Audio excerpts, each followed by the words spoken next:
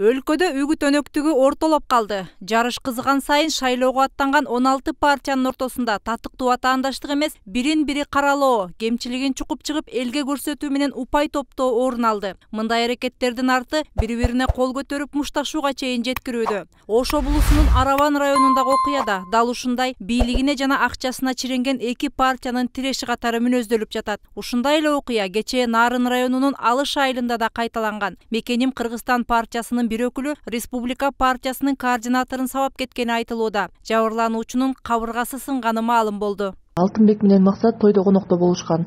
Болжол менен таңкы саат 5 чамасында экөөнүн ортосунда маса балында чырчыгып уруша кетишкен. Жарым саат өткөндөн кийин Максат өзүнүн достору менен келип мушташып кетишип, Алтынбек Асеков ооруканага жеткирилген. Азыркы учурда окуянын чоо жайы такталып жатат. Алтынбек Асеков Республика партиясынын үгүтчүсү болгон. Ал эми Максат аттуу жигит Мекеним Кыргызстан партиясынын болгон. Бирок мурда экөө тең Республика партиясында иштеп келишкен. Аталган факты боюнча Кыргыз Республикасынын жазык кодексинин 266-беренеси менен сотко чейинки өндүрүш иши ачылып, бүгүнкү күндө тергөө амалдары жүргүзүлүп жатат. Саясатчылар атаандаштыкка туруштук бербей, минтип майдаланып кеткенинин себеби партиялар татыктуу программалары же өзгөчөлөнгөн идеялары менен таймаша алышпайт. Баарынын программалары бири-бирине коёндой окшош. Дээрлик көпчүлүгү коррупция менен күрөшөбүз, аткаминерлердин санын кыскартабыз, жеңилдетилген насыяларды беребиз деп элдин кулагына жакшы угулган кооз убадаларды берип жатышат. Бирок аларды ишке ашыруу механизмдери унутта калган. Насыяга каражат кайдан келет? Аны убада кылаардан мурда тышкы карыздардан кутулуунун жолдорун ойлоп коюшса, ишенимдүүрөөк болмок дешет селепчилер. Ушу саясий партиялар убада берип атканда ойлонуш керек да. Мейли айлыктарды көтөрөт, мейли тигиндей кылат, бирок ошону каяктан каражатты алышат. Майле башка өлкөлөрдөн каражатты сурап эле тышкы карызыбыз өсүп калабы?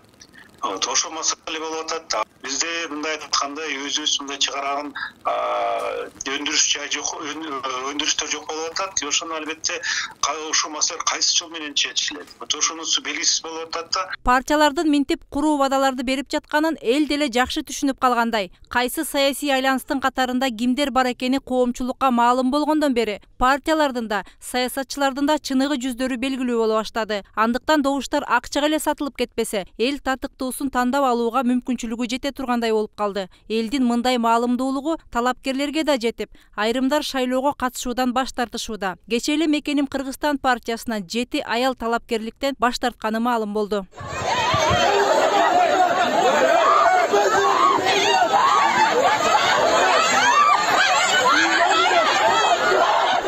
Бүгүн саясий партиялар шайлоону таза өткөрөбүз деген убада менен меморандумга кол коюшту. 30 жылдан бери салтка айланып калган бул көрүнүш бирок өнөктүккө эч таасир бербегендей өңүт калтырат. Форма 2 менен башка дарекке катталып, добуш сатуу, элди массалык ташып келүү сыяктуу көрүнүштөр ар шайлоо сайын кайталанып келет. Бул иретте эле ошондой терс көрүнүштөн кутула алган жокпуз. Бүгүнкү күнгө чейин Борбордук шайлоо комиссиясынын ыкчам реакция жасоочу координациялык тобуна ар кандай бузуулар жөнүндө 57 маалымат келип түшкөн.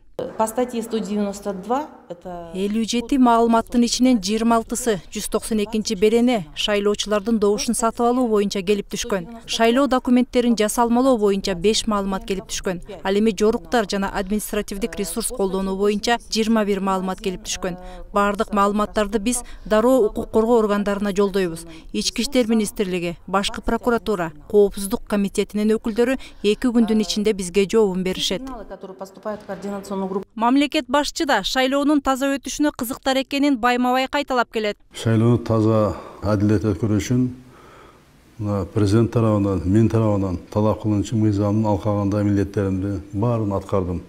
Буну дагы аткарам, буюрса аткарам. Бирок бул процесс белгилүү президенттен, же өкмөттөн, же Борбордук шайлоо комиссиясы гана көз каранды эмес, жооптуу эмес. Бул добуш сатуу маселеси биринчи кезекте ошо шайлоого чыккан партиялар, ошо партиянын ичиндеги талапкерлер, анан кийин шайлоочулардан дагы түздөн-түз көз каранды да. Бул өнөктүк мыйзамдын бардык нормаларын сактоо менен өтсө, жарышка катышкандарга да, мамлекетке да аброй алып келмек. Бирок айрым партиялар мамлекет башчынын сөзүн кулак сыртынан кетирип, ар кандай мыйзамсыз аракеттерге барып жатышат. Жыйынтыгында өздөрүнүн мыйзамсыз аракеттерин президентке шылтап, күнөөнү мамлекет башчыга оодара салууну өнөкөт кылып алгандай. Мээрим Ташыбекова, Талант Рысов, 7 канал, Бишкек.